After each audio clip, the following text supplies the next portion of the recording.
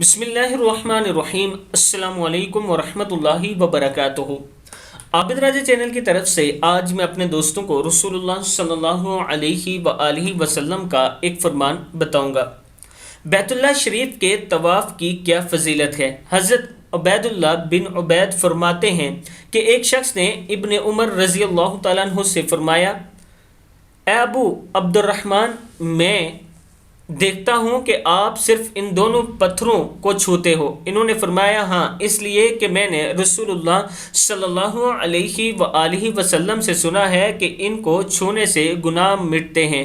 نیز آپ صلی اللہ علیہ وآلہ وسلم نے یہ بھی فرمایا کہ 7 چکر طواف کرنا ایک گردن آزاد کرنے کے برابر ہے۔ نسائی کی حدیث ہے کہ 7 چکر طواف کرنا ایک گردن آزاد کرنے کے برابر ہے۔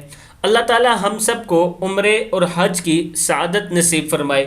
اللہ تعالی کعبہ شریف، مسجد نبوی کی زیارت فرمائے۔ آپ تمام دوستوں کو اور آپ دوستوں نے میرے لیے بھی دعا کرنی ہے۔ السلام علیکم ورحمۃ اللہ وبرکاتہ۔